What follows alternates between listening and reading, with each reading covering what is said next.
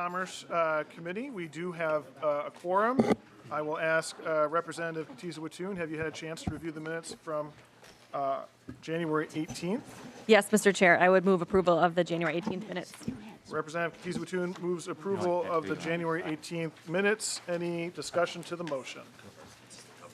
Seeing none, all in favor say aye. Aye. Opposed? Motion prevails and the minutes are adopted. The first bill on our agenda today is House File 30. Welcome back to the Commerce Committee, Representative Richardson. We miss you. This is your first biennium not on this committee, is that right? That is correct, Mr. Chair. That is our loss. I will move House File 30 be recommended to be re-referred to the Public Safety, Finance, and Policy Committee. Representative Richardson, to your bill. Thank you, Mr. Chair. House File 30 is to address the skyrocketing catalytic converter thefts across the state. There's been a huge surge in recent years, and currently State Farm estimates rank Minnesota in the top 5 for insurance claims related to that theft. According to the National Insurance Crime Bureau, catalytic converters thefts rose by over 325% from 2019 to 2020. And behind that data, we know that there are real people who are impacted. Most of us know someone who has been impacted by catalytic converter theft, and some of us know people who have experienced multiple thefts. These thefts are hurting Minnesotans' pocketbooks as the replacement costs can exceed $2,000 or result in a total loss to the vehicle. A recent case in Otter Tail County illustrates the importance of this bill, where a 34-year-old man was arrested in connection with thefts of more than 150 catalytic converters. Court documents say that the man would go to the same scrap dealer each week to sell 2 to 3 catalytic converters. And court documents also went on to say that when confronted by law enforcement, he admitted to stealing more than 155 converters and had been paid more than $40,000. Minnesota was also among 9 states involved in a recent takedown of what the U.S. Department of Justice called a national catalytic converter theft ring. An estimated $38 million worth of stolen converters were shipped to a New Jersey shop, which extracted the precious metal powders from the equipment and sold it to a metal refinery for more than $545 million. The DOJ released notes it received assistance from not only the cities of St. Paul, Bloomington, Eagan, Chaska, Roseville, and Plymouth police departments, but also received assistance from sheriffs in Anoka, Brown, Carver, and other counties as well, showing the extensive reach of this crime ring. With criminal enterprises and conspiracies of this scale, it's no surprise that Minnesotans are calling on us to do more to prevent this theft, and this bill would make it harder to be unjustly enriched by catalytic converter theft. It would allow only scrap metal dealers to purchase detached catalytic converters. It would amend the information that dealers must record to include an identification number to the vehicle from which it was removed in order to be able to identify correct ownership and also to identify the dealer's employee conducting the purchase. It requires document retention requirements for dealers and training for staff on requirements. Marking of detached converters would be required with either a VIN number or one from the alternative marking program. And also it would allow audits of dealers' records. It would prohibit the removal of converters from the dealer's premises for 7 days and prohibit payments for 5 days, and also would establish a converter possessed in violation of state law would be contraband that must be forfeited upon a conviction. With that, Mr. Chair, I would like to yield my time to the author testifiers. Thank you, Representative Richardson. I do see that we have a couple testifiers here. I have Brian Sturgeon, the Chief of Police in West St. Paul, as well as Jeff Tate, the Chief of Police for Shakopee. Chief Sturgeon, if you wanted to make your way down, and you could state your name for the record and proceed to your testimony.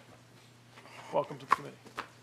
Thank you, Mr. Chair. My name is Brian Sturgeon. I'm Chief of Police for the City of West St. Paul, and thank you for Representative Richardson for inviting me to testify on behalf of the citizens of West St. Paul on this very important topic. The City of West St. Paul is only 5 square miles with a population about 21,000 and growing because of redevelopment. We are not unlike any other city in the state of Minnesota or the nation as it relates to problems associated with catalytic converter thefts. This is a problem seen throughout the state and like I said, our nation. 2017, we had 12 thefts. 2018, 4. 2019, 0. 2020, 45. 2021, 177. 2022, similar numbers. These thefts occur on our residential streets, in driveways of homes, school parking lots, and in the lots of businesses. It affects our residents and visitors to the city. We have residents that have been victimized more than once, sometimes 2 or 3 times. The single mother working with 2 school-age children that twice in 1 month had her catalytic converter stolen from her vehicle while parked in her apartment parking lot. Teachers and students have had converters stolen from their vehicles while parked in the school parking lot. Older residents who depend on their vehicles to get them to doctor's appointments, but have to reschedule because thieves took 2 minutes to steal a catalytic converter from their vehicle while parked in the driveway or in front of their home. We have a wide range of residents that fit into different socioeconomic classes that depend on their vehicle to get to work, transport their children to and from school and school activities, and to arrive at important appointments to address their health needs. Without a catalytic converter, our residents' ability to drive their vehicles create a huge burdensome and undue stress. In the early 2000s to mid-2000s, I was a supervisor at the Dakota County Drug Task Force, and just like everyone in the nation and the state of Minnesota, we saw a huge problem with clandestine lab manufacturing. From one-pot methods to larger-scale lab operations. It was a social and environmental problem until the legislature did something, regulating the precursor of pseudoephedrine. We very seldom see these labs anymore. This problem was addressed legislatively. We need a similar approach to address catalytic converter thefts. Regulations and restrictions on the sale of these converters, and this proposed bill will do just that. Law enforcement, we cannot arrest our way out of this problem. We need legislative action. When this bill failed to move forward last year, the city of West St. Paul did their part in passing an ordinance that regulated the possession of catalytic converters. We don't have scrap yards in our city, but if we did, I can tell you that we had the support to pass language that's similar in this bill. Our city did what we could do to address this issue, and I'm asking you to support this bill and ensure it gets passed to help us combat this problem. And again, we cannot arrest our way out of this issue. Thank you. Thank you, Chief. We also have Chief Tate. You make your way down, state your name for the record, and proceed to your testimony. Welcome to the committee. Thank you, Mr. Chair, members. My name is Jeff Tate. I'm the current police chief for the city of Shakopee and a current director on the Minnesota Chiefs of Police Association Board, where we represent over 300 chiefs throughout the state. The Minnesota Chiefs of Police Association and the Minnesota Sheriff's Association are proud to support House File 30. It does not matter what city you work for, Metro or Greater Minnesota. The theft of catalytic converters in recent years has been substantial and had a significant impact on our crime rates, not to mention the workloads of police departments throughout Minnesota. It's impacted school bus operations in Rochester and just about any U-Haul rental establishment you can find. It's hard to find someone now who doesn't know of someone who's been impacted by catalytic converter thefts. It also leaves victims with hefty repair bills costing thousands. Unfortunately, these thefts are very hard to solve as it's very difficult to determine what specific vehicle the detached converter came off of. Other states have recently passed similar legislation. With no state law addressing this issue, cities like Shakopee have been forced to adopt ordinances prohibiting the possession of detached catalytic converters. We also hold several events throughout the year to label and uniquely mark catalytic converters for the public.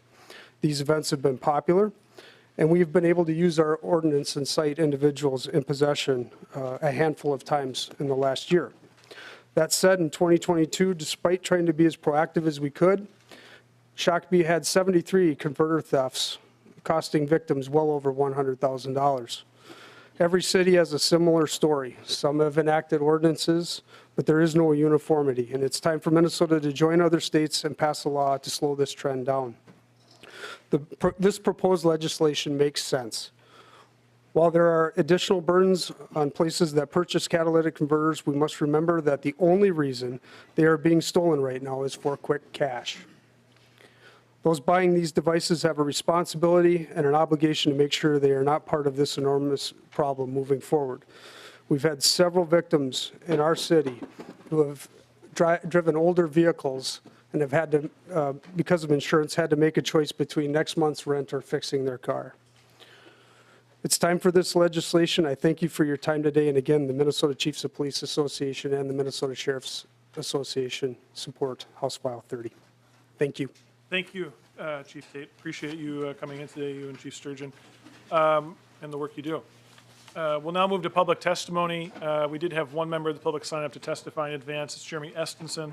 Mr. Estenson, you'd make your way forward, say your name for the record, and proceed to your testimony. How are you? Mr. Chair, members of the committee, Representative Richardson, thank you. My name is Jeremy Estenson. I work for the law firm Taft.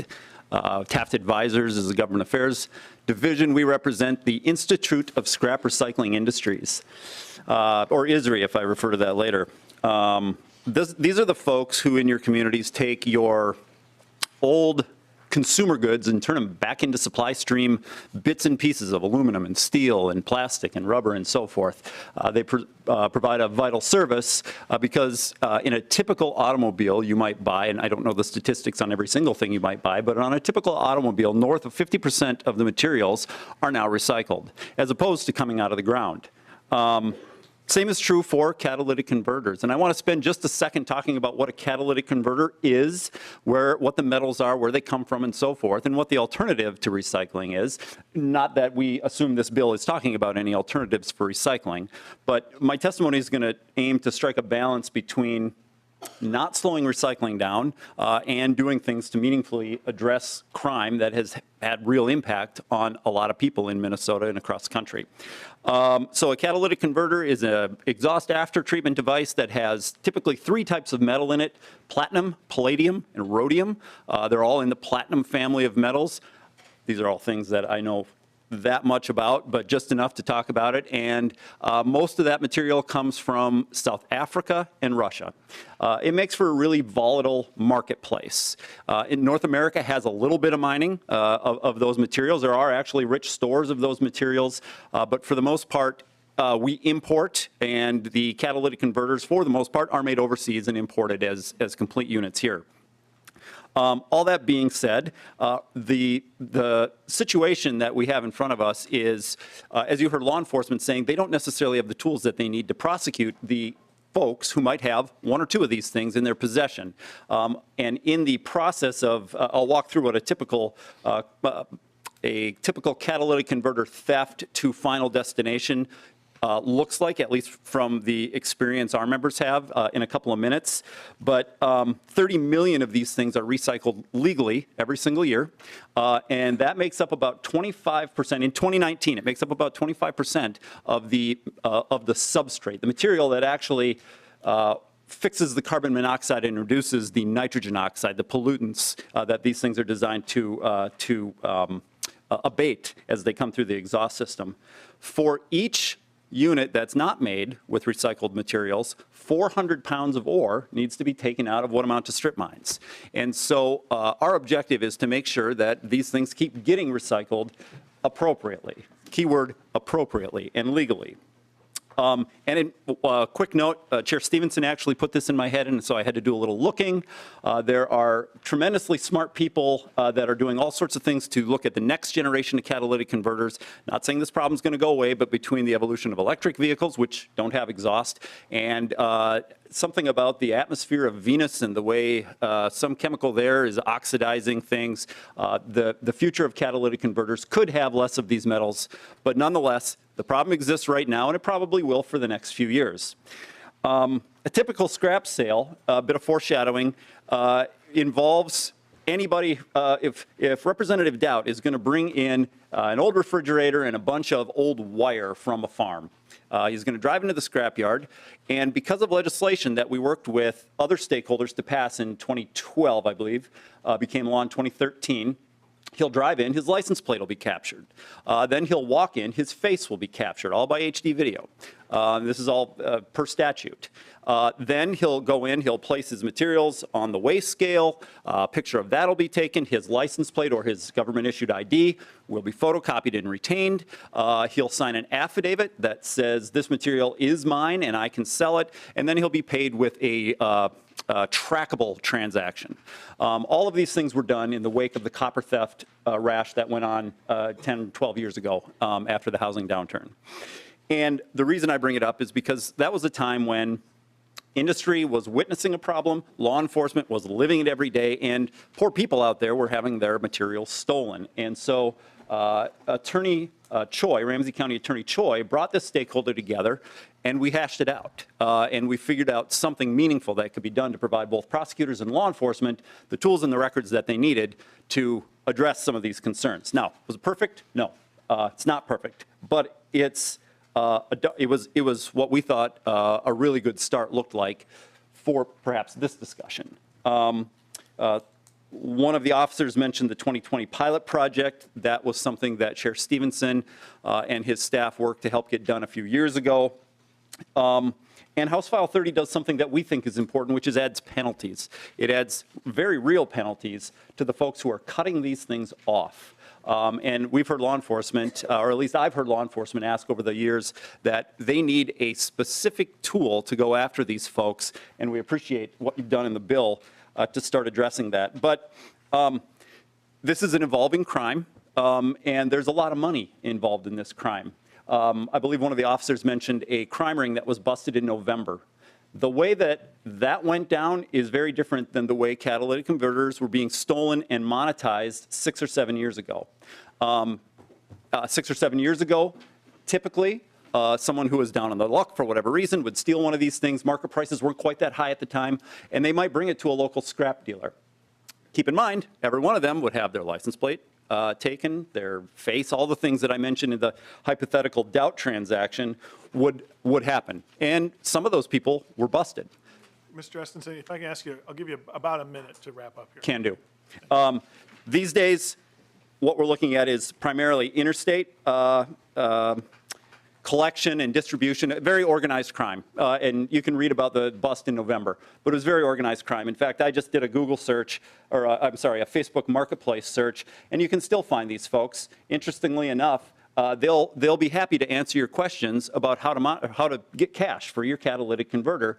All you have to do is meet them in Sioux Falls, South Dakota, Hudson, Wisconsin, so on and so forth. Also, Senator Klobuchar has found bipartisan support now with her bill in this Congress, as well as industry support.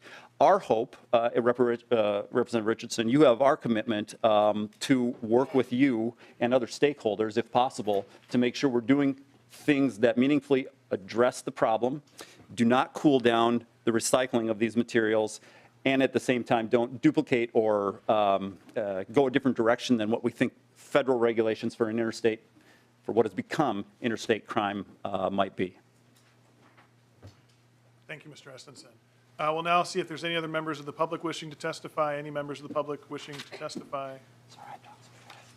Seeing none, we'll move on to amendments. There was one amendment offered. Representative Driscoll, I understand you have the DE1 amendment. Would you like to offer that amendment? Thank you, Mr. Chair. I'd like to offer the DE1 amendment for consideration today.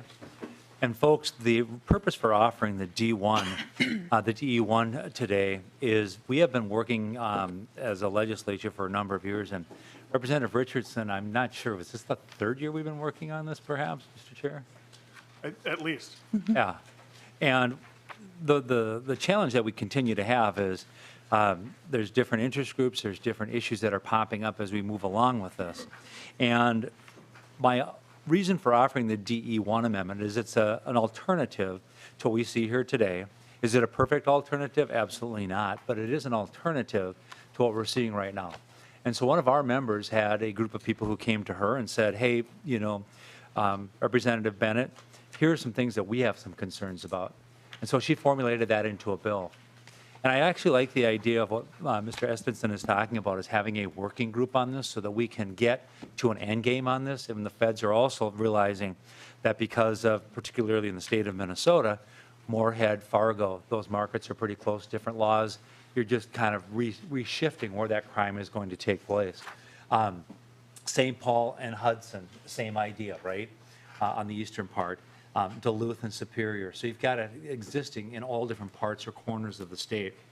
And if we want to get this done and get it right, I don't know that we need to make the decision right here, right now. It is something we need to look at. But I would like to, again, I'm not going to ask us to vote on it. As a matter of fact, I'm going to withdraw the DE1 amendment at this point. I wanted to bring it forward for the purpose of discussion, that maybe what we need is a working group of people who have been around this and would be able to bring a solution that can have bipartisan support and bicameral support to get to the end game. We're waiting to see for a national registry or what Congress wants to do with this, because all we do, again, is shift some of that criminal burden to other areas. It doesn't solve the problem.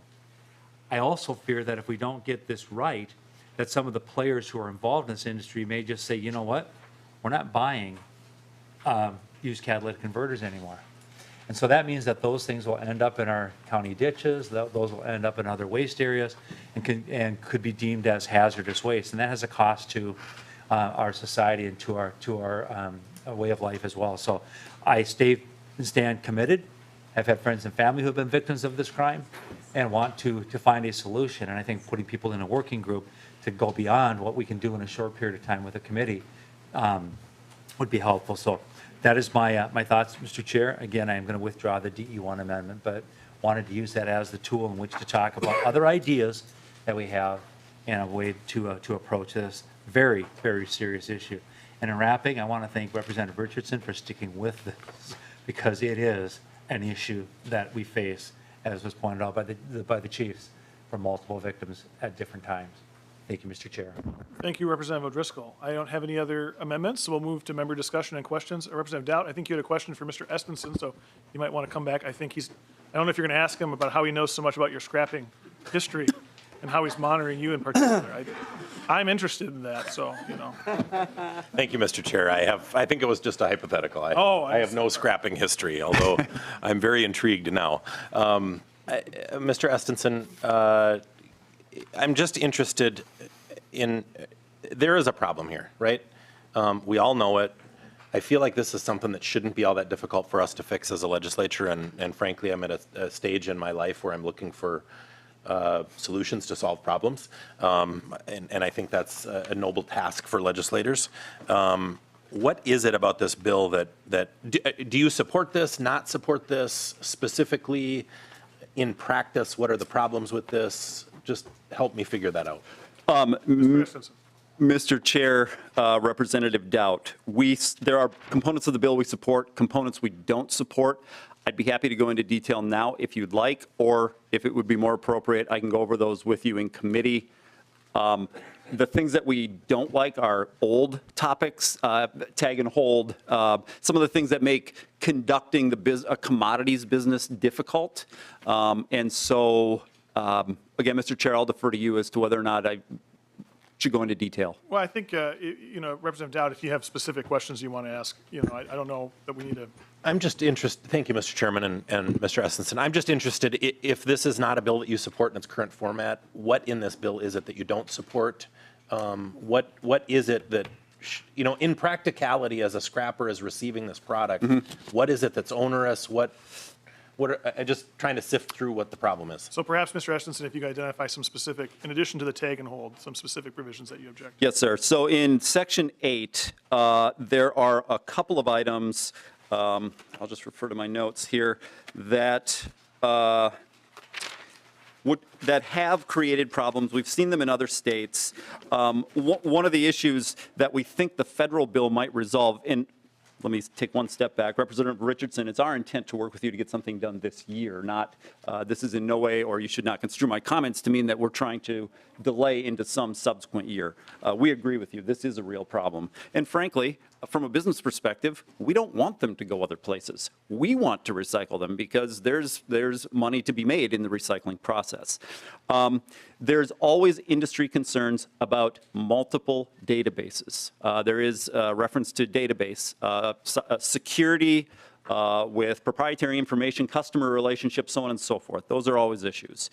Delayed pay, in addition to tag and hold, is a problem because when we agree to buy something or take it, we might shake on a certain price. And I'll give you a real example. Russia decided to stop selling platinum and its derivatives for a period of time, and the price of those things went up by like 40% over the course of a week.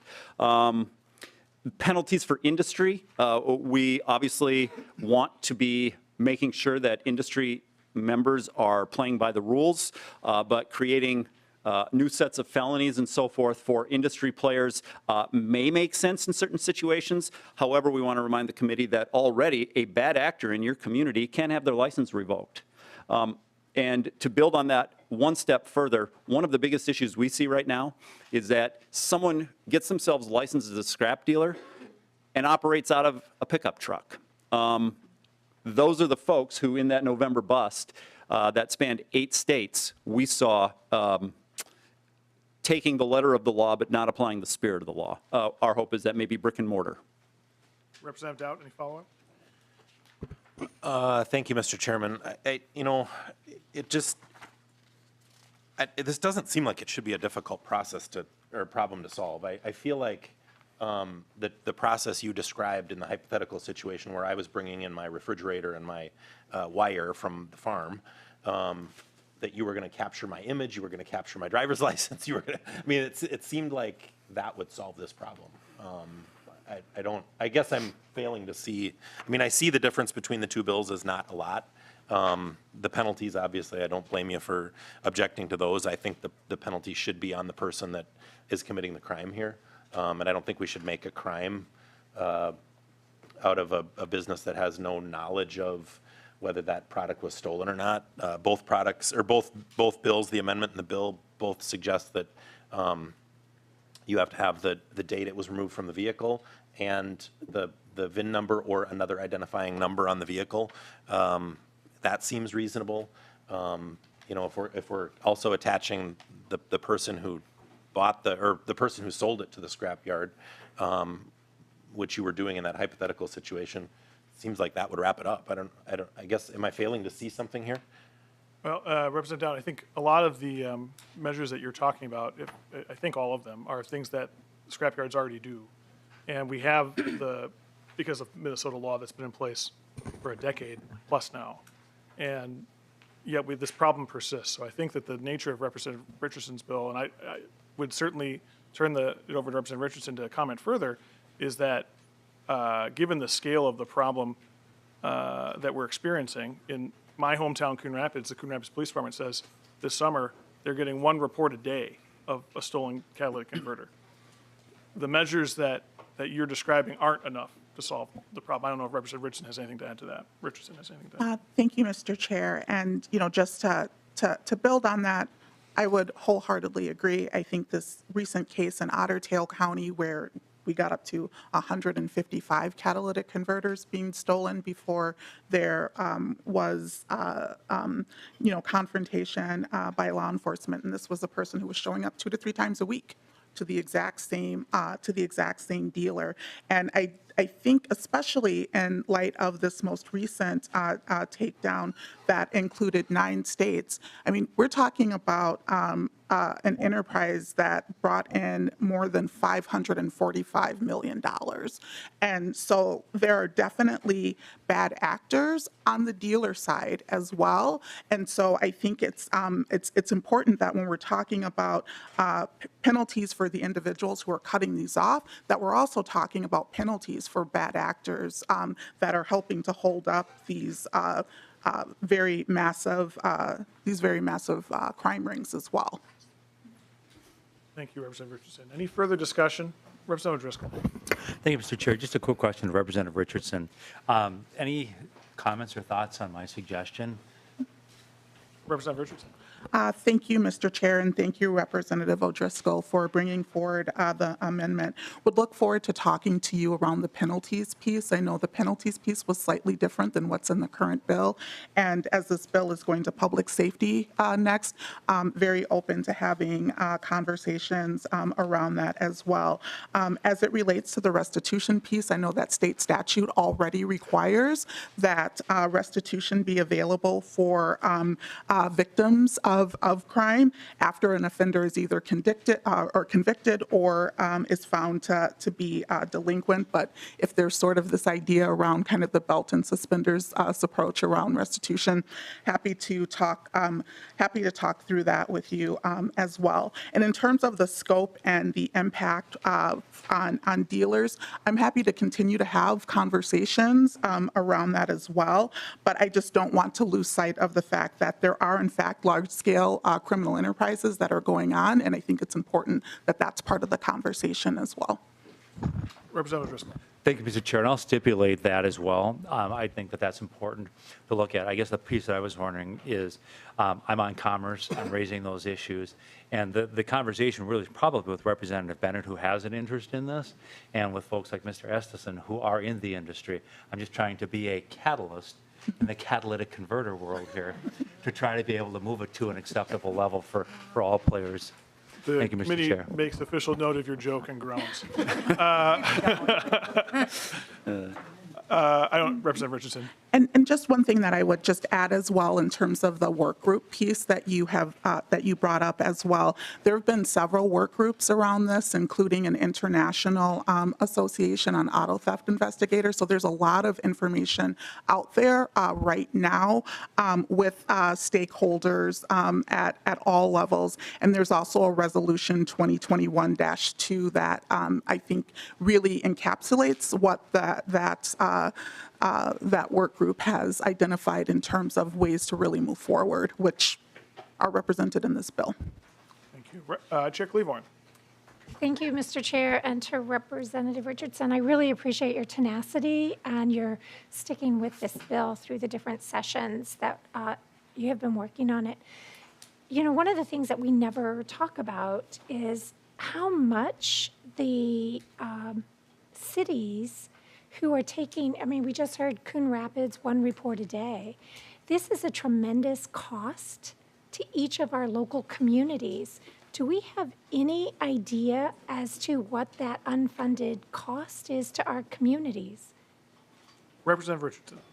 Thank you, Mr. Chair, and thank you, Representative Cleavorn, for the questions. I mean, there is some data that is out there that insurance companies have sort of pulled together in terms of the costs, and thinking of that from the perspective of victims who are having that information stolen. But I think that's a better question for department by department, what they're seeing like within their communities and how that's impacting their bottom lines.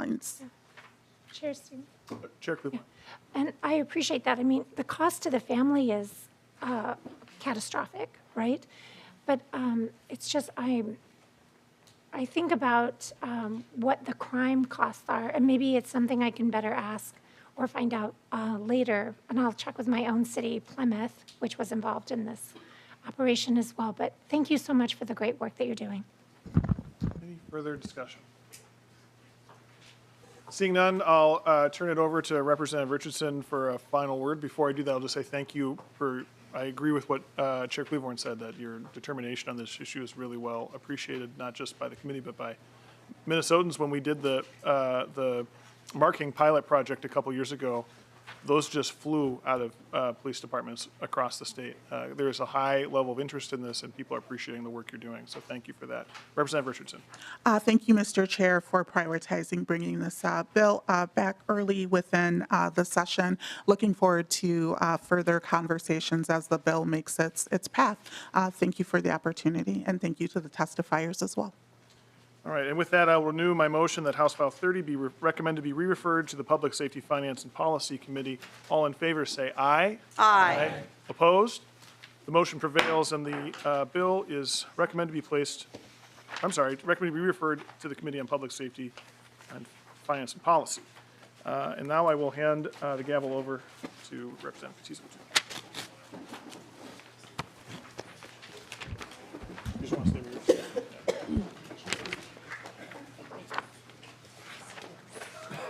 Right. Members, next on the agenda is House File 17. I will wait for the chair to get to the testifiers table, but before he moves his bill. Do I have to?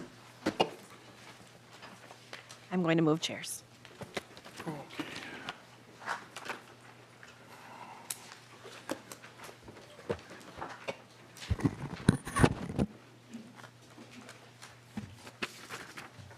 Chair Stevenson, would you like to move your bill?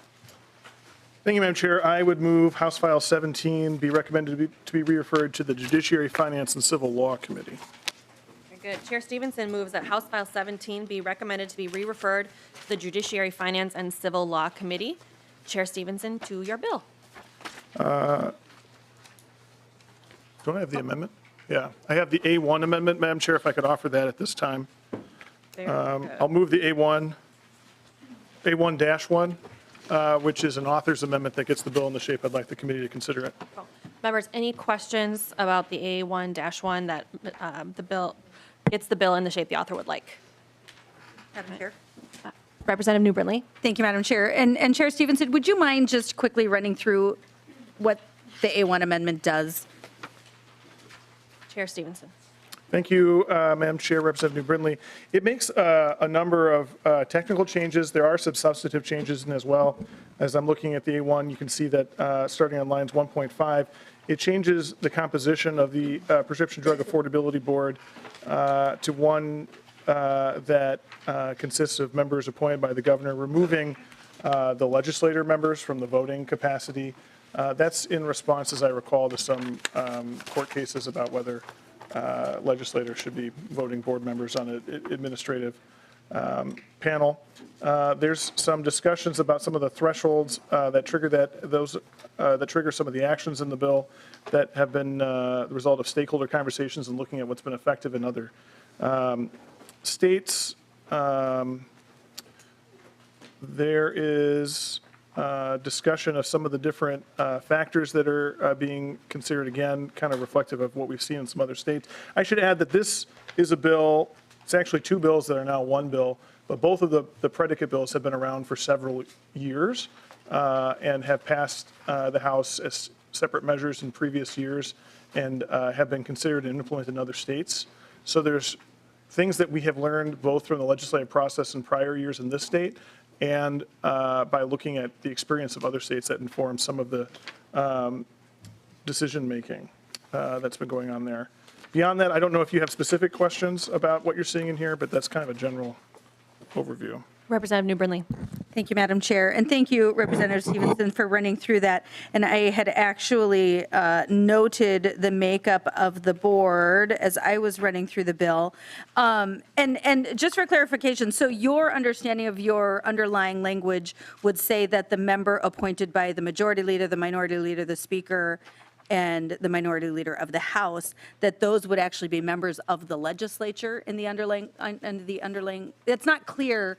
I would have assumed it was actually a community appointee appointed by those legislative leaders. So you have just removed those entirely as voting members. Chair Stevenson. Thank you, Madam Chair. Representative New Brindley. Yeah, I think that I see the ambiguity in the language that you just in the old language that you just pointed out, and I think that the new language clarifies that we're not having members on because it's problematic to have voting members of the legislature on an administrative board like this. Representative New Brindley. Thank you, Madam Chair. All right. Members, any further question to the A1-1 to get the bill in the shape the author would like? In that case, all those in favor, please say aye. Aye. Aye. Any opposed, say no. All right, Mr. Chair, to your bill as amended. Thank you, Madam Chair, members of the committee. This bill relates to the high and soaringly increasing cost of prescription drugs across Minnesota and, in fact, the country.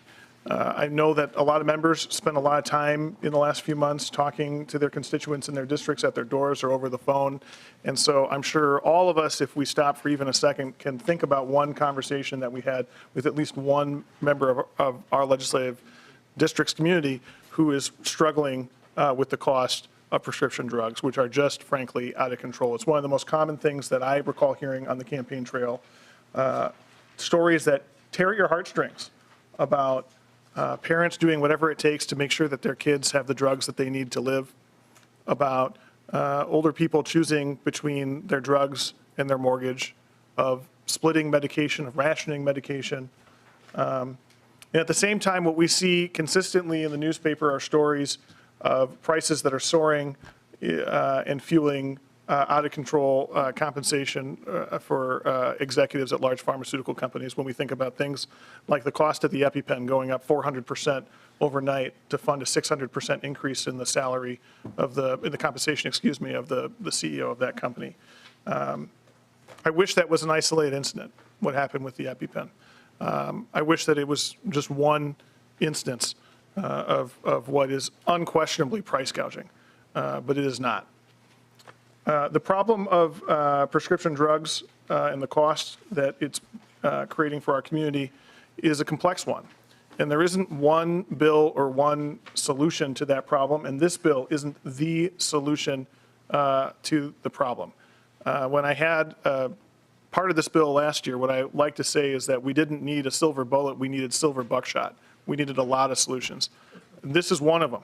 This is one piece, really two pieces of the puzzle. This bill would give the Attorney General expanded authority to investigate and take action against price gouging of certain prescription drugs. Unfortunately, due to some federal case law, we're limited to generic drugs for this proportion of the bill, and that was the case last year when we considered, or 2 years ago when we considered the bill as well. I think a lot of people think of generics as the cheaper alternative, but it is, and that's often the case, but it's also the case that there's examples of price gouging in the generic marketplace. And I recall in previous years getting a list of some great examples during the testimony, so perhaps you'll hear that in a minute when we have people coming up and testifying.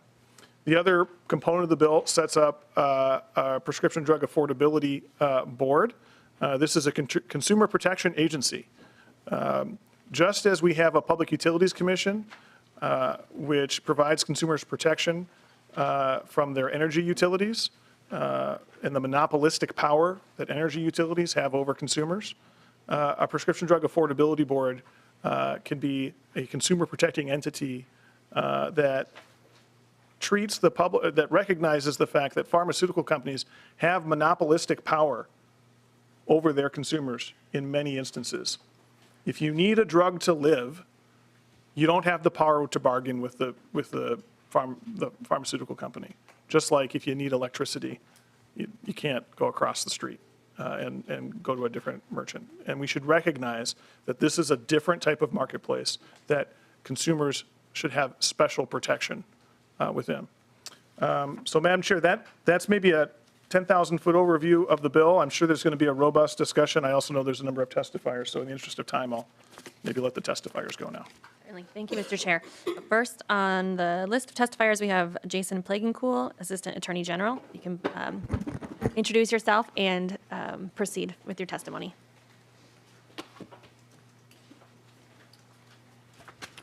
Good afternoon.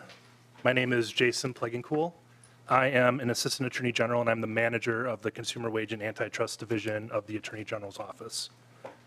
Attorney General Ellison regrets that he cannot be here with you today, but he asked me to testify in his stead in order to voice his strong support of House File 17, which takes important steps to combat the high cost Minnesotans pay for prescription drugs that are consistent with recommendations made by the Attorney General's award-winning Drug Price Task Force report.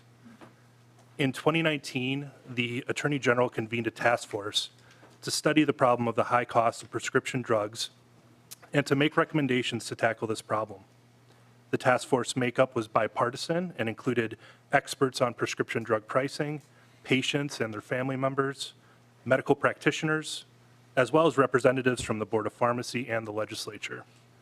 The task force met publicly and took testimony throughout 2019 and ultimately published a 93-page report that not only diagnosed the causes and contributors to high drug prices, but also made 14 recommendations to lower the cost of prescription drugs for Minnesotans.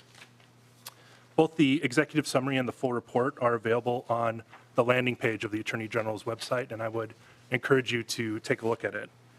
In 2020, the National Conference of State Legislatures conferred a notable document award on the report. 2 of the task force 14 recommendations are embodied in House File 17. The first is prohibiting drug manufacturers from imposing excessive price increases on drugs sold in Minnesota.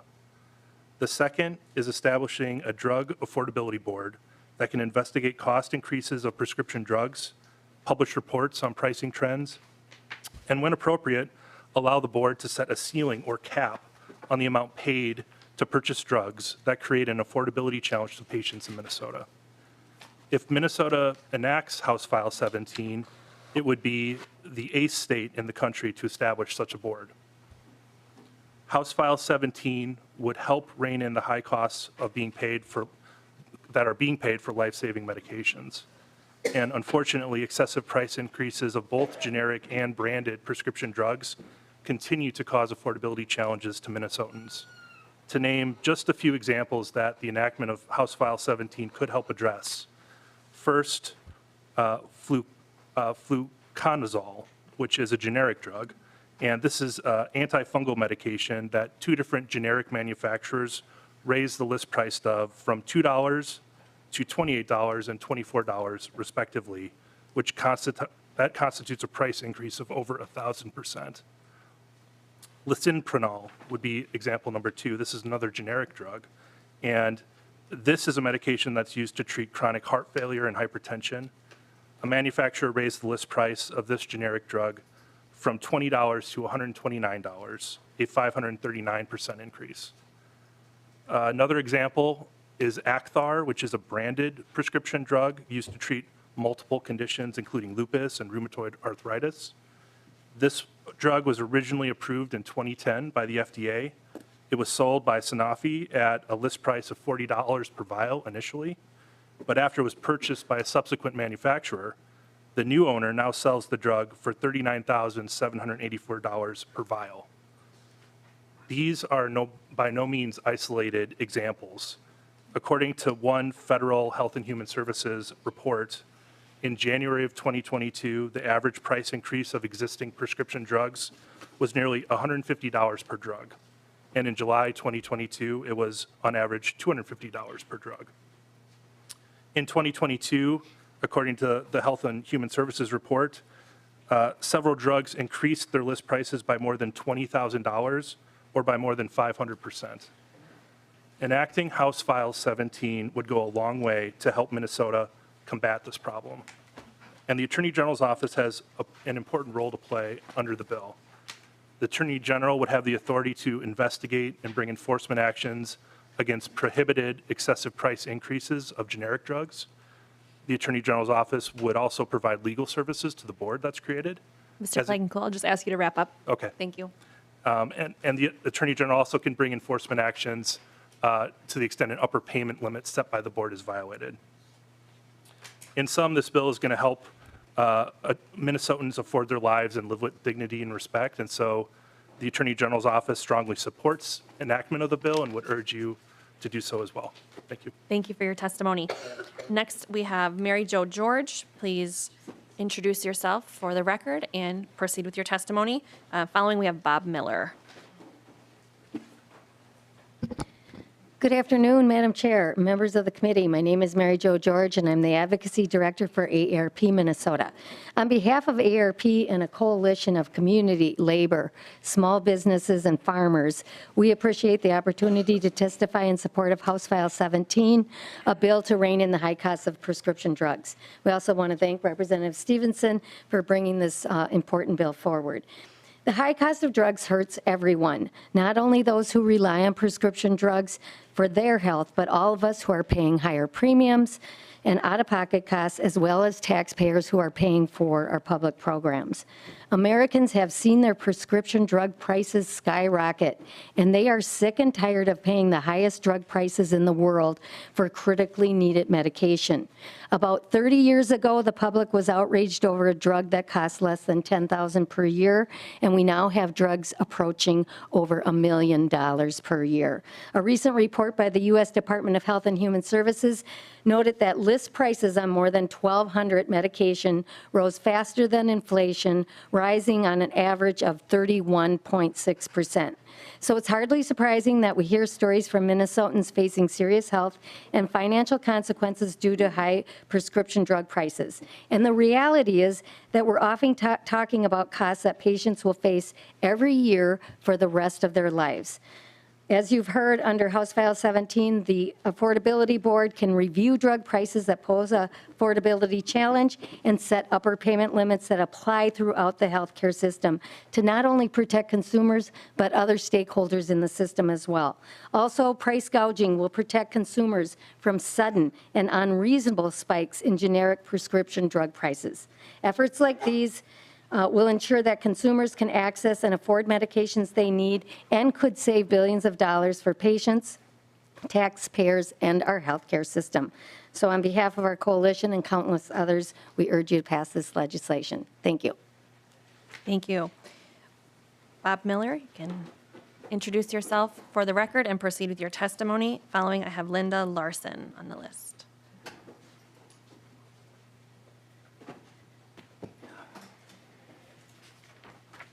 Let me get my glasses on here so I can read what I Not a problem. want to talk to you about. Good afternoon, everybody. My name is Bob Miller. I live in Prior Lake with my wife, Mary, and I'm here because I'm among the nearly 40% of the people living with multiple sclerosis who have altered the use of their medications due to cost. When I was diagnosed almost 20 years ago, it started out with just a tingling in my cheek. And then I got dizzy, and my speech was slur, and then I started having difficulty with one of my legs. At one point, it got so bad that I was slurring my speech and getting dizzy about every 15 minutes. Within a few months, I was prescribed beta-seron, a disease-modifying therapy that has been shown to modify the course of MS and prevent the accumulation of disability. Symptoms and prescription therapies vary widely for unpredictable MS, and beta-seron happened to work for me for 12 years. When introduced in 1993, beta-seron cost $11,500 a year. By 2020, its cost had risen to over $111,000 per year. Median cost for MS DMTs was $94,000 in 2022. And when generics are included into that figure, it's still $80,000. As I transitioned insurance carriers 7 years ago, I checked to see what my out-of-pocket costs would be. I was told I'd pay over $10,000 a year out of pocket, and I'm on a fixed income, and that amount jeopardizes my retirement security. When I stopped taking beta-seron, my doctors told me I was rolling the dice with my health. Luckily, I haven't had a relapse in those 7 years, but I don't know what the future holds. MS is quite unpredictable. I strongly feel that no one should have to make that kind of decision. Medications cannot improve lives of people if they can't afford to access to them. The National MS Society applauds HF17's intent to bring more transparency, discussion, and attention to the high cost of prescription drugs for people with chronic conditions. We appreciate that the Prescription Drug Affordability Act sections of the bill utilize a multi-stakeholder approach in acknowledging the roles of health plans, employers, clinical researchers, drug manufacturers, patients, and others. People with chronic illnesses like MS need to know that they'll be able to get the life-changing medication they need when they need it. I urge your support for the Prescription Drug Affordability Act, and I thank you for your time. Thank you, Mr. Miller. Linda Larson, you're up next. Go ahead. Oh, sorry. sorry, Representative O'Driscoll. Well, you were calling the next testifier. I'm just wondering how many testifiers we have because I did let the chair and the bill author know that we do have a number of questions we'd like to be able to pursue today. Certainly. We have about 14 more minutes slotted for testimony. We have got 5 testifiers, and then we'll be able to move to discussion after Thank that. you, Madam Chair. Certainly. You can introduce yourself for the record and proceed with your testimony. Madam Chair and members of this committee, my name is Linda Larson, for the record. I'm a third-generation, lifelong Minnesotan, and a farmer, grew up on a farm, and I'm a member of the Minnesota Farmers Union. Thank you for the opportunity to speak to you today. I'll be brief.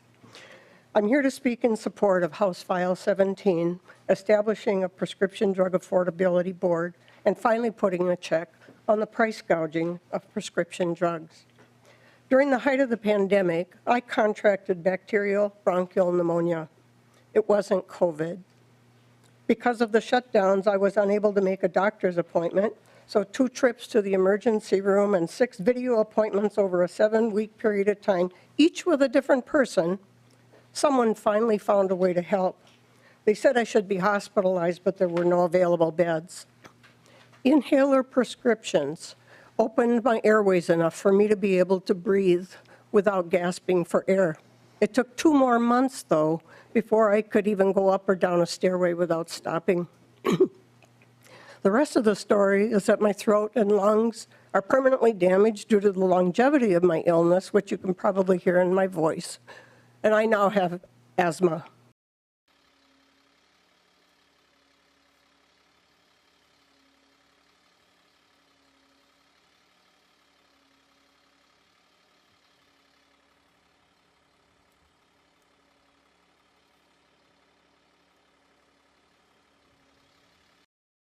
Three of them was $411 last time I picked them up. That was my copay after insurance.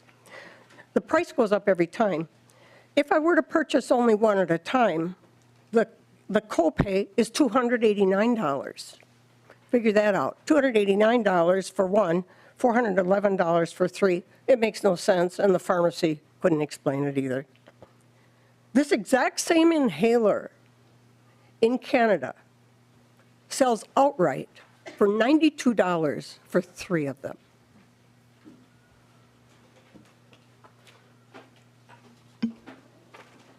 The drug companies are getting away with such extreme pricing with little or no accountability or consequence, and through the continual consolidations that further reduce the competition, I'm really concerned about the future without intervention. The Prescription Drug Affordability Board is a common sense first step toward tackling the exorbitant price of prescription drugs. I urge you to pass House File 17. Thank you for your time. Thank you for sharing your experience with us. Next, I have Judy Cook. Yep. We are going to try to stay to 2 minutes for our remaining testifiers so everybody gets a chance to share their thoughts. You can introduce yourself and proceed with your testimony. Thank you, Madam Chair, members of the committee. My name is Judy Cook on behalf of the Association for Accessible Medicines, representing the generic and biosimilar manufacturers. There's a letter from AAM in your packet that outlines their opposition to House File 17, as well as the benefits of generics and biosimilars, the segment of the prescription drug marketplace that is providing significant savings for consumers. The price gouging provisions in this bill do not address the cost drivers in the prescription drug marketplace, and a federal court has already found a similar law unconstitutional. But the fundamental question is, why are you targeting generic drugs? Generics are 91% of prescriptions filled, but only 18% of drug spending. Generics make up only 2% of all healthcare spending. And I'll talk about a couple commerce-related provisions in the bill. This bill allows the state to sue a generic manufacturer if they increase the price of a drug $30. Yet it does not require a Minnesota consumer to have received that manufacturer's drug or paid that price. Just because one manufacturer increases the price, other manufacturers of the same generic drug likely will not, because it is a competitive marketplace. And that is true for some of the examples noted. Also, this section of the bill will do nothing about the cost of a brand drug that increases by thousands of dollars. Generic drugs are sold to wholesalers at a national level and usually outside of Minnesota. The wholesaler determines which generic manufacturer's products are sold to Minnesota pharmacies. In most instances, the manufacturer's portion of the transaction does not occur in the state. It does not make sense that every generic manufacturer must maintain a registered agent and office in the state when the subsequent sale is outside of their control. We are not familiar with any other product sold in Minnesota that has this requirement. Regarding the prohibition of withdrawal of generic drugs from the state and reporting requirements, again, it's the wholesaler who has control of where generic drugs are sold or not sold. So the manufacturer would not know if their product is being sold in Minnesota, unless, of course, they discontinue making the drug altogether, and this language does not contemplate that. Thank you, Mrs. Cook. I'll just ask you to wrap up. Oh, I am. Regarding the Drug Price Affordability Board, AAM's concerns are outlined in the bill. Thank you, and I'm happy to answer any questions. Thank you. Thank you. Next, Bentley Graves, the Chamber of Commerce. You can introduce yourself and proceed with your testimony. Following, we have Peter Nelson. Thank you, Madam Chair, members. My name is Bentley Graves. I'm with the Minnesota Chamber of Commerce. The Minnesota Chamber of Commerce, we represent 6,300 employers across the state and more than 500,000 employees. We work on healthcare issues because healthcare costs are a significant concern for our employer members and for their employees. And so not surprisingly, you would find significant agreement amongst our members about the goals of House File 17 to lower the cost of drugs and improve access to these life-saving drugs and therapies. Having said that, I'm here today to express some concerns with the approach of the bill. On behalf of our members who are private sector actors in the private market, we have significant concerns about the idea of a government commission setting the prices for privately produced goods in the private marketplace. While again there's significant overlap with the goals of the bill, there are concerns that extend beyond that, and you've heard from Ms. Cook, and I'm sure you hear from others from the industry as well about some of the unintended consequences that may flow to patients in Minnesota and the access to the drugs that they may or may not have. But I appreciate the opportunity to share these concerns. I appreciate the conversations we've had with the chair, and want to continue to work with him and members of the committee to find solutions that we can support. But unfortunately, House File 17 is an approach that we cannot today. Thank you for the opportunity to testify. Thank you for your time. Peter Nelson, you're up next. You can state your name for the record and proceed with your testimony. Finally, we have Christina Moorhead after.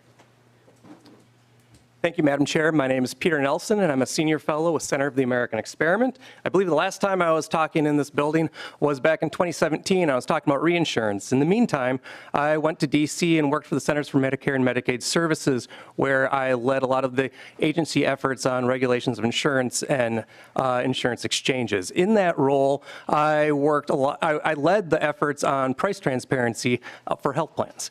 And obviously, prescription drug price transparency was part of that approach. And I guess my message here today is I believe that price controls in this bill are the wrong approach to addressing our drug pricing issues. Price transparency is where we should be focused.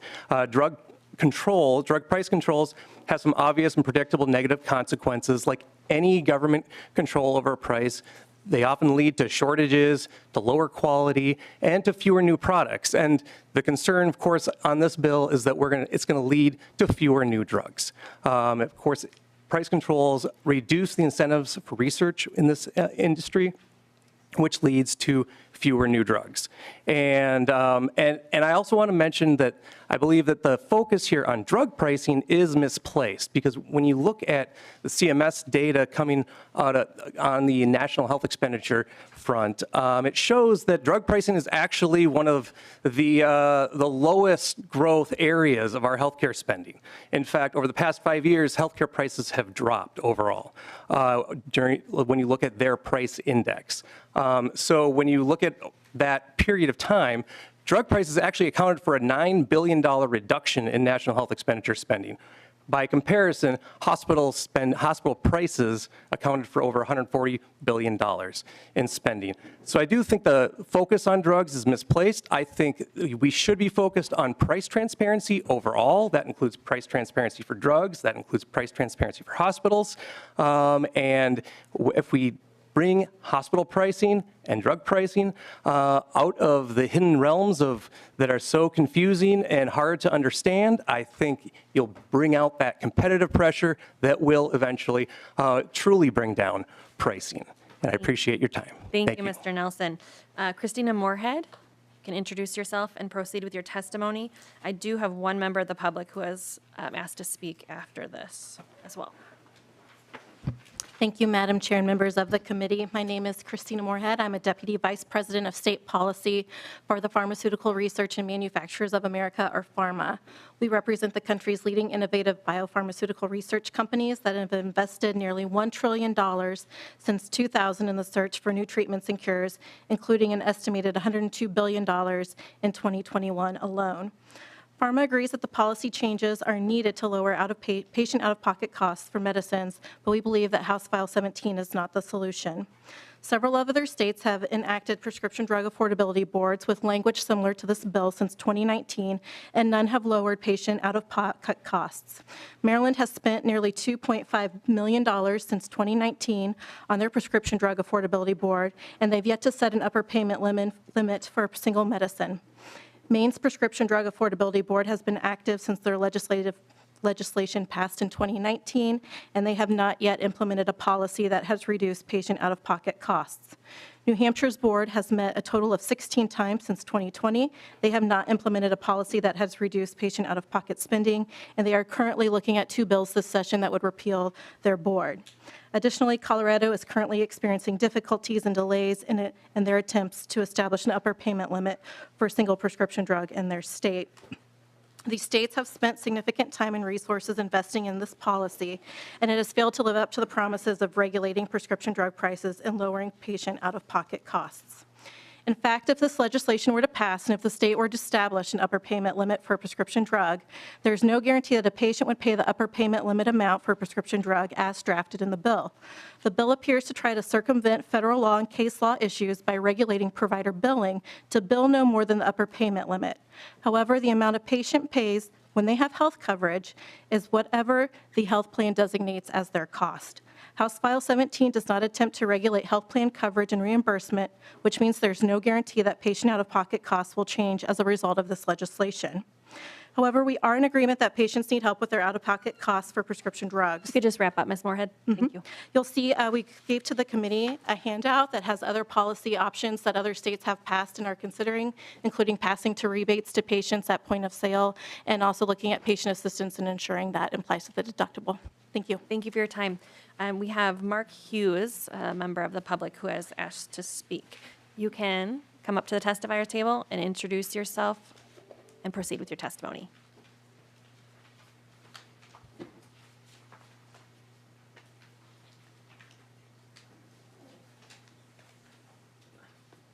Chair Stevenson, Oh, yeah, I'm sorry. Bring your own chair. No, I'm sorry, I would have.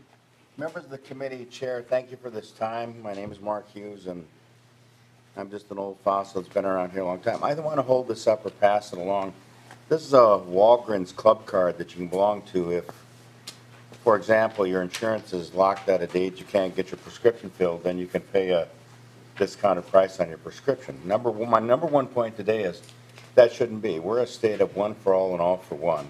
If you needed the prescription, they wouldn't give it to you if you didn't need it, so you got to buy it, so forth and so on. Number 2 is I have a disease called Barrett's esophagus. I'm not the only one in the state of Minnesota that has that. But when it first started, I was doing an upper GI, and then it was decided that my insurance changed and I needed to go on a generic drug. My body rejected the generic drug, and I needed the regular prescription as opposed to the generic to try to combat that. I couldn't get it because my insurance didn't cover it. So therefore, that was kind of a blockade. So I've had, and I'm very thankful, and I didn't give up my medical technology, and I'm having another procedure on 24th of February. But they haven't told me that's all we can do. I'm glad we can have it. However, I talked to my surgeon before the specialist I was sent to. I went back and got some more consultation. And she said that she's believed in her medical profession that if I would have been able to take the generic drug, I would have had half the procedures that I would have had. And so now I'm going under treatment number 30, and all I'm saying is, if I would have been given on my insurance the okay to take the regular prescription instead of a generic, I think I would have saved some money and some time. And I guess I just feel I'm going to support the bill, and I'm just one of 5 million people in the state of Minnesota. But thanks for listening, and I'm concerned about this issue. Thank you. Thank you for your time and sharing your experience with us, and best of luck on your upcoming treatment. All right. We do have a few amendments today, members. Start with the A2. Representative Niska, would you like to move and describe the A2? Thank you, Chair Katiza Watun and Representative Stevenson.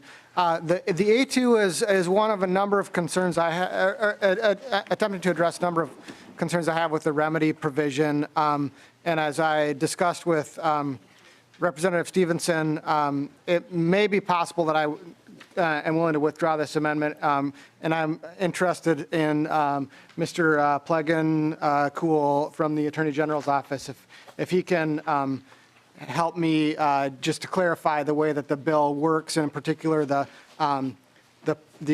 pre-suit discovery that's provided on page 3, 28 and 29. My concern initially reading the bill is that this might allow pre-suit discovery with no legal threshold, but if I'm following kind of the ping-ponging between the different provisions, and maybe Mr. Plegan-Cool, if you could confirm this for the record, it's at least the Attorney General would need some sort of reasonable cause to believe that a violation has occurred before seeking pre-suit discovery, going to petition to the court for pre-suit discovery under the bill as it's written. Is that the case? I just want to clarify that for the record. Mr. Plegan-Cool. Madam Chair, Representative, yes, that is how I read the bill as well. The kind of above in subdivision 2B, right above the section you were seeking to amend, incorporates the standards in section 8.31, and that's the provision that requires reasonable grounds in order to engage in a pre-suit investigation. And so we would agree that that's incorporated in the bill already. Thank you. I appreciate that. I have a number of other concerns that aren't related to this amendment, but I'll withdraw the amendment. Thank you. Thank you, Representative Niska.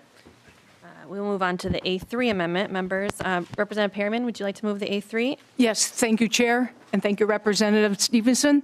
I move that Amendment A3 is proposed. This amendment reduces the length of the notice a manufacturer must give the state withdrawing a product from 180 days to 90 days. Thank you, Representative Perryman. Chair Stevenson. Yeah, Madam Chair, Representative Perryman, I would be, I was going to listen to the argument that you had for this amendment before making up my mind. So I don't know if you have more to offer about why you're offering this amendment, or could say more about it, because I don't know, with any number, there's nothing magic about 180 or 90 or whatever, but, I'd be interested to hear why 90 is preferable to 180 in this instance. Representative Perryman. Chair, thank you. Representative Stevenson. As a cancer survivor, I'm on many meds as I get to revivalship, I call it. And it's just because most of meds today are 90 days. They're 3 months supply, and then you have to renew it. In fact, if you look at my calendar, every 90 days, I am going back to get the renewal. So I'm just trying to match up the renewal of meds in real life with what you're asking for of the length of time for pulling out the meds. Chair Stevenson? Well, Madam Chair, Representative Perryman, tell you what, that makes sense. I tend to think that more notice might be better for people to know that what's going on and for the public, so I'm a little reticent.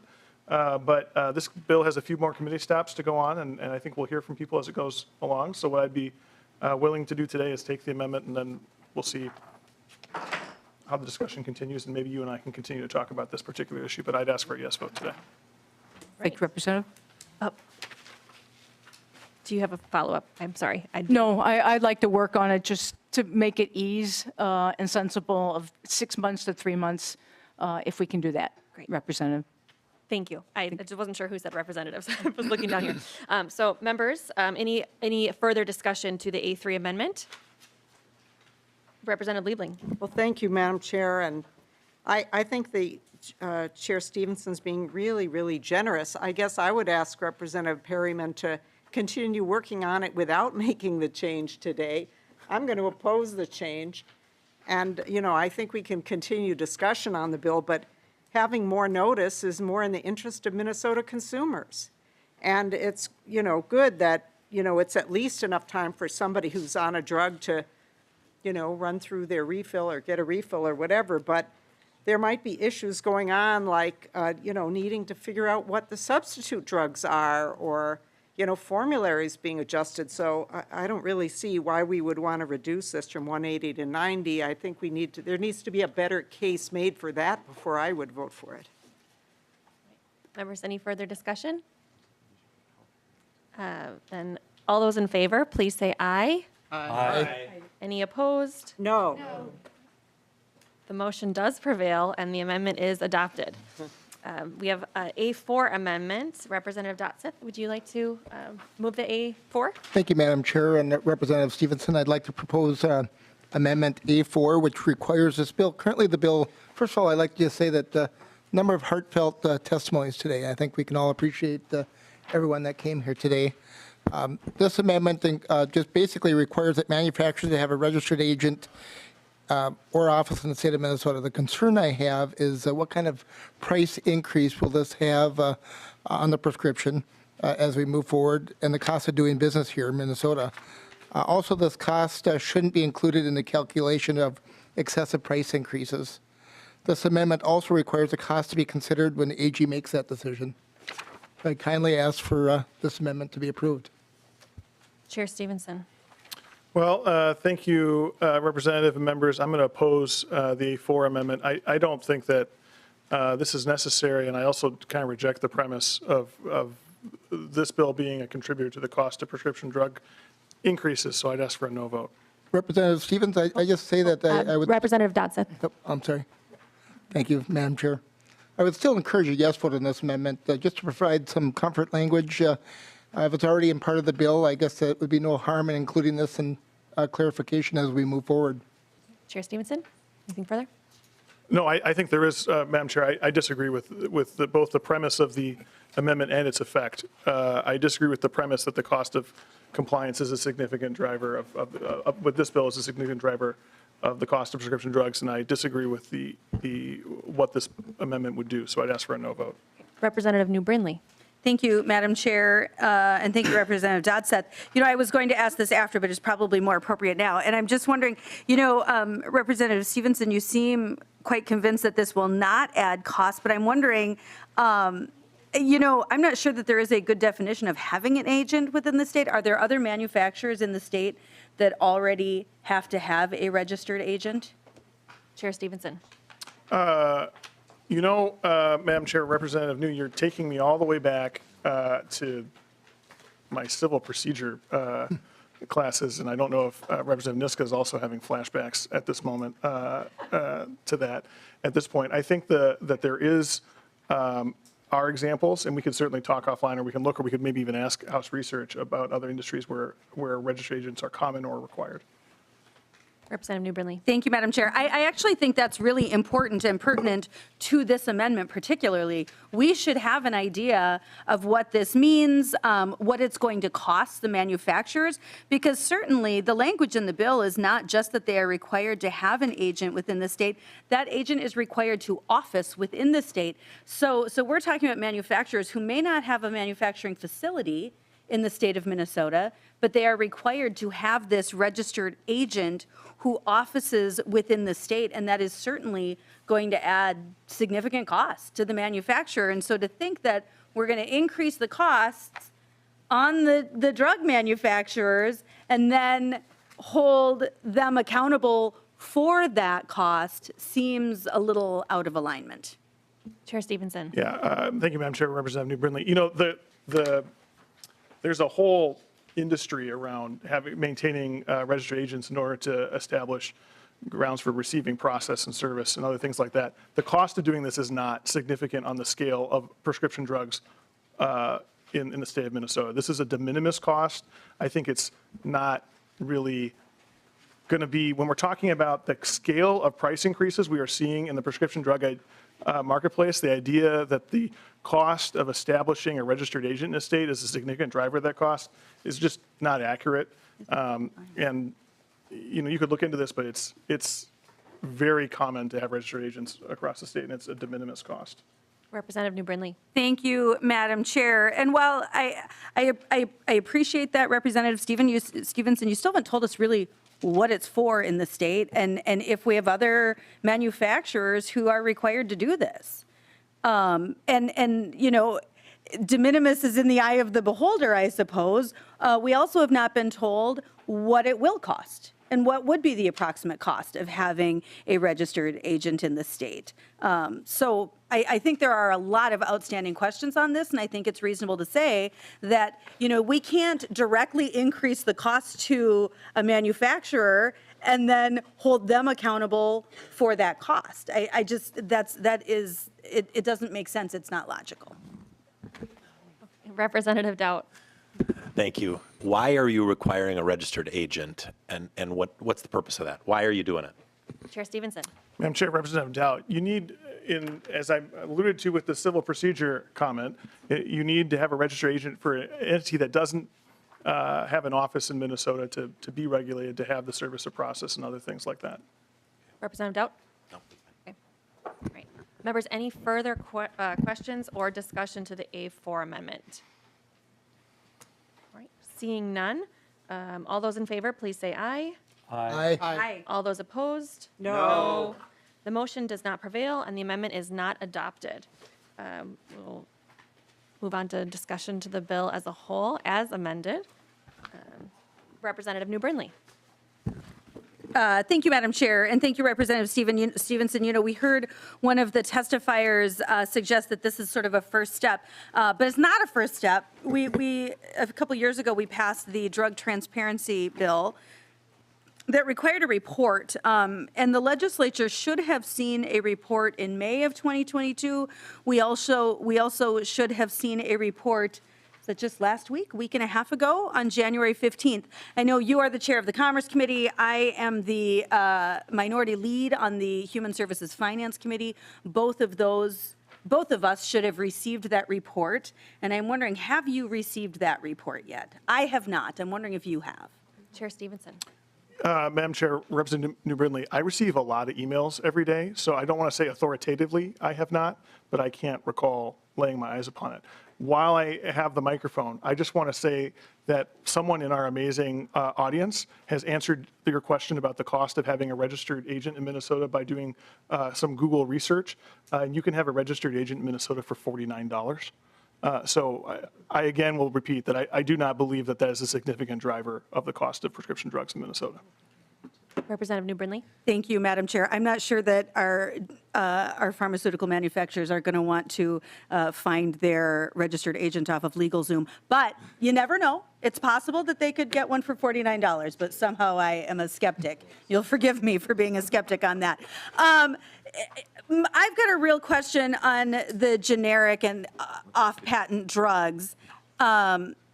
As one of our testifiers testified that generics account for 91% of the drugs in the state and 18% of the cost. I mean, these are clearly not the significant drivers.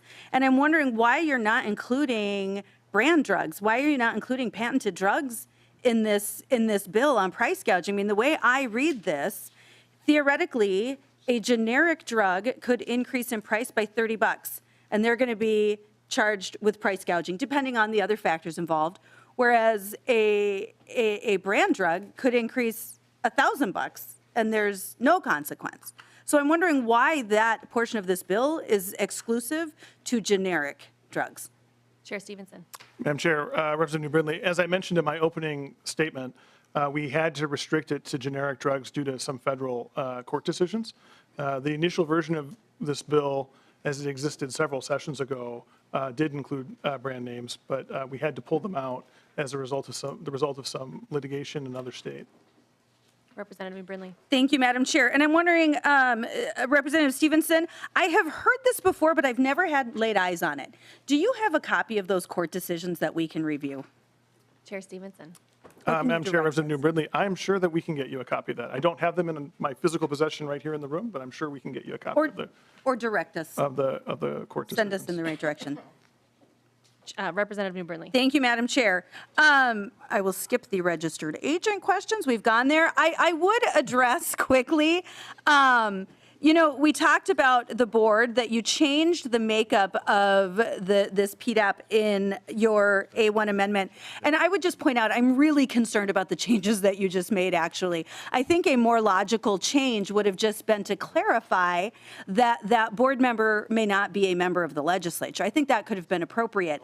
But the way you have changed this is now, it's made up of 7 members who are voting members appointed by the governor, 1 non-voting member by the majority leader of the Senate, 1 non-voting member by the Speaker of the House. And these all need to be appointed by January 1st of 2024. And so I would just point out that this makes this board a 100% partisan board. And I think that's problematic. I mean, if you went back to the previous version, we're talking about, 2 minority members that might offer a different perspective. But I think it is really problematic to have a board makeup that is 100% partisan. I just don't think that that's good for Minnesota. I think that should be reconsidered moving forward, and I apologize for not taking a closer look at that amendment prior to being here so I could offer an amendment to the amendment. Chair Stevenson. Madam Chair, Representative Brindley, I think you have a fair point that we could probably change in a future committee to similar to the fact that the PUC in its composition has members that are required to be, not a member of one party or to be a member of another party. I think we could probably work on that.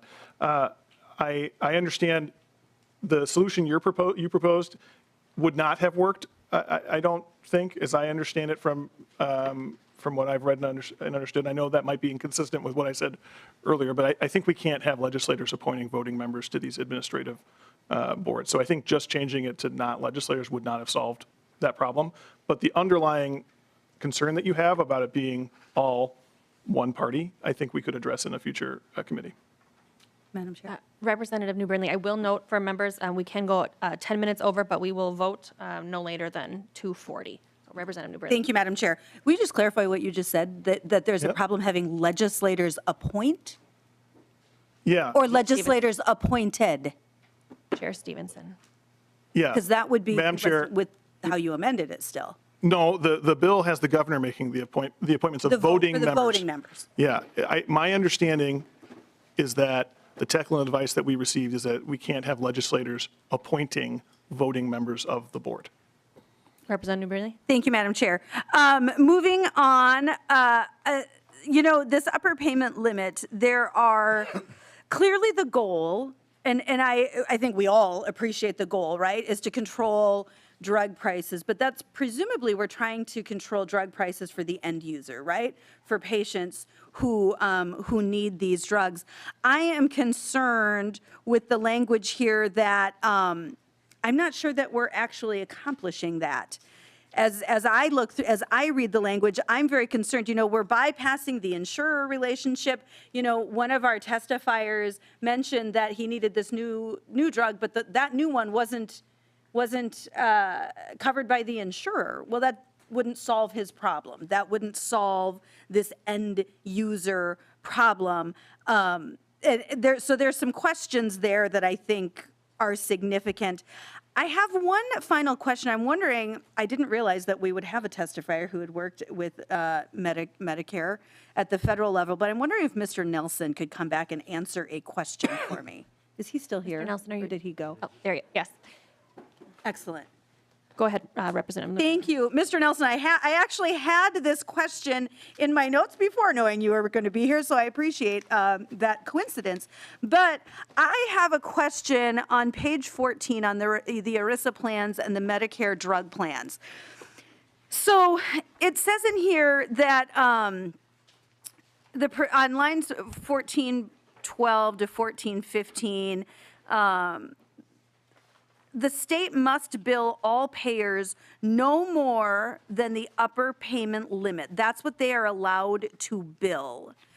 My question is, you know, on a personal level, I've worked a great deal with Medicare. And my question is, you know, Medicare seems to typically have a set payment schedule. And so could we run into a situation here where the state decides that the upper limit is $100, but the Medicare payment is $150? How would Medicare handle that situation? I mean, it seems like Medicare pays what they pay. They're going to pay the $150. And do we run into a situation where we are creating perhaps a conflict with kickbacks? I mean, what happens in that circumstance potentially? Representative New Brinley, just for myself and maybe for the benefit of the other members of the committee, can you repeat which section you're referring to? Yes. Follow along. I'm section 16, page 14, lines 12 through 15. Thank you for that. Go ahead, Mr. Nelson.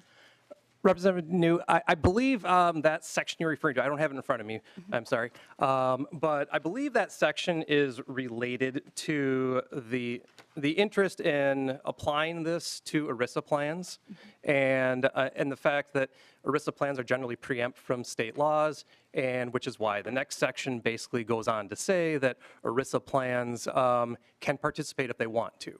But nonetheless, we're charging where you can't charge the ERISA plans more. The provider can't do that. And so I found this curious, and I have not looked into the details of these paragraphs, and it's one of those things on my list of things to do regarding this bill, because it seems like a cute way to avoid ERISA preemption, and I'm not sure if this is really the appropriate way to do that. And I've spent a lot of time actually in my years thinking about ERISA preemption, because there's a lot of things I would like the state to do that ERISA preempts. And I appreciate the effort here, but I'm not sure if this actually works. And in terms of Medicare pricing, Medicare is going to pay the price that Medicare sets. And so in that instance, it's not, even though I would imagine that's true. I will admit, I worked in the insurance portion. I worked at Sasayo. Medicare was not an entity that I worked with, so I'm not very familiar with the Medicare reimbursement. I've had to actually reject a lot of calls from consultants who want my advice because I did not have experience in Medicare reimbursement at CMS, but as I understand it, they're going to pay the set fee, and so this wouldn't impact it. Thank you, Mr. Nelson. Representative New Brinley, any follow-up? Thank you, Madam Chair. Yeah, I will just add, you know, I mean, we are running into this problem across the board, you know, when we hear bills in this committee. We have big bills. We try to fix a few things, but we know that we're always time limited. And but we're trying to do big things in ways that are not necessarily well thought through and have pretty significant issues that are going to cause problems down the road, especially when we know that this has already been done in 4 other states who can't manage to get this implemented. And while I know that you are brilliant, Mr. Chair, I have a hard time believing that somehow we are magically figuring it out right here, when just in this committee we can point to a number of problems that we're going to run into with this. I just think that a bill like this needs more time. I think it would be prudent. I think we would be wise to at least take a look at the transparency data that should theoretically be coming in. Frankly, it's very tardy. I'm not sure why we haven't seen that yet. We should have seen that months ago. But you know, we are writing pretty sweeping, broad legislation with clearly a lot of things that have not been thought out, when we should have data to help inform this. And right now, we haven't even laid our eyes on that data yet. And we should probably do that before moving forward. Thank you, Madam Chair. All right, Representative Niska. Thank you, Chair Katiza-Watun and Representative Stevenson. You referenced some case law that limited Minnesota's ability to regulate patented drugs. I think the case you might be referring to is BIO versus the District of Columbia from the Federal Circuit in 2007. But I'm concerned about another case from the Fourth Circuit Court of Appeals that struck down an almost identical law from Maryland, and where the state of Maryland had to pay the pharmaceutical industry's attorney's fees as a result of that. And I'm curious whether there is any factual distinction between the price gouging provisions in this bill and the Maryland bill that were struck down, or are we just gambling on the Eighth Circuit creating a circuit split with the Fourth Circuit in order to not just transfer money from the state treasury to the pharmaceutical industry? Right. Mr. Chair, I will go to you. I just want to note that we have Lito Driscoll on to wrap things up, and we will be voting at 2:40. Yeah, Mr. no, Chair. I'll be very brief and say, no, we are not gambling. We have learned from the experience in other states and modified this bill accordingly. I don't know that we have time to go into specifics of that now. I'm happy to talk with you on that offline. Lito Driscoll. Thank you, Madam Chair, and I concur, Representative New Brindley. This is very big stuff that will affect Minnesotans, and I wish we had more time to do committee work in committees. Representative Stevenson, if an insurance company has a formulary plan with it, and they negotiate with pharmacies and others that are going to be providing those, and there are different prices that are set, but the whole package everybody agrees on, and then at some point in the future we go back and renegotiate that, in your bill, if the cost of a drug went from here to here on a full-scale renegotiation on all pharmaceuticals that are in there, to get a blend of what we're looking for, some may be higher, some may be lower, will they be subject to your bill here if they go ahead and agree to, say, move a blood pressure medication from $3 a month to, say, $5 a month, because it's what's been agreed upon in the formulary part with the drugstores and the providers of that medication? Will they immediately become subject to this as a result of a negotiation on a full, broad range of pharmaceuticals? Chair Stevenson. Thank you, Madam Chair. Leo Driscoll, what I would point out is that the bill doesn't make anything per se a problem. What it says is that when you reach certain thresholds, either the board or the Attorney General can initiate additional investigations, can do additional actions, can consider things among multiple factors. So the answer to your question is it depends. Madam Chair. Representative O'Driscoll. Well, that's kind of interesting because it sounds like there's going to be additional costs for people to go out and see what were the causes on these and where we were at. And I noticed that we don't have a fiscal note and attached with this. Do you know the status of the fiscal note, Representative Stevenson? Chair Stevenson. Madam Chair, Representative Driscoll, we've asked for one. It's not back yet. Of course, this committee, if it's going to bear the cost of it, we'll see the bill again. Madam Chair? Representative O'Driscoll. So if insurance companies and/or others who are the payers on this have more regulation, could that lead to what happened to health insurance companies in the state of Minnesota, where they just choose not to do business in the state of Minnesota, thus limiting the ability for Minnesotans to be able to get the drugs and prescriptions that they currently have and enjoy? Chair Stevenson. Madam Chair, Representative Driscoll, the short answer is no. We hear conflicting arguments from prescription drug companies about this all the time. They want to have both sides of the argument. They want to say that prescription drugs are a national argument and we are a national drug that we can't go state by state because we have to offer it in all of the states. Oh, but if you do anything, then we won't play here. But we have to play here, but maybe we won't, but we have to. And they go back and forth, whatever is convenient. I don't believe that it's going to cause withdrawal in any significant form, no. Representative O'Driscoll. Thank you, Madam Chair. I'm specifically talking to generics, where any generic manufacturer can pick up a or offer a patent drug. That you may limit the options, and if you have 5 providers, that's great. If you have 1 provider, that's not so great for folks here in the state of Minnesota. More of a statement than anything. My final comment is I think we're anticipating that this is going to be a problematic bill, and that's why Section 6 of the bill was included here today as well. Thank you, Madam Chair. Thank you. And Chair Stevenson, quick wrap up. Yeah, what I would say is I was talking about generics too, Representative O'Driscoll. I disagree very strongly with the idea that this bill is not thought out or not prepared. This bill has been in development at this legislature for literally years. I personally have sat through as the author of this bill, and I'm not the first person to bring either of these bills to this committee, and I personally have sat through many committee hearings on this bill. What we hear from the pharmaceutical companies and from people who are opposed to this bill all the time is there's got to be one more step, one more thing. We need one extra report. We need to know this a little bit more. We should devote a little bit more time. It's just a method of delay. People can't wait. Their prescription drug prices are too high. They need relief now, and we should act now. It's disingenuous to say that, well, this hasn't worked in any other state. It's because pharmaceutical companies have been delaying and obstructing these bills in every state they've been authored. And then to turn around and say, well, it's not working. Well, why Why do you suppose it is that it's taking a lot of time for these bills to work? Who would stand to benefit from that, and who has caused that to happen? Minnesotans can't wait. Please vote yes. Right. With that, Chair Stevenson renews his motion that House File 17 as amended be recommended to be re-referred to the Judiciary, Finance, and Civil Law Committee. All those in favor, please say aye. Aye. Those opposed, say nay. No. The motion prevails. House File 17 as amended is recommended to be re-referred to the Judiciary, Finance, and Civil Law Committee. And with that, members, this meeting is adjourned.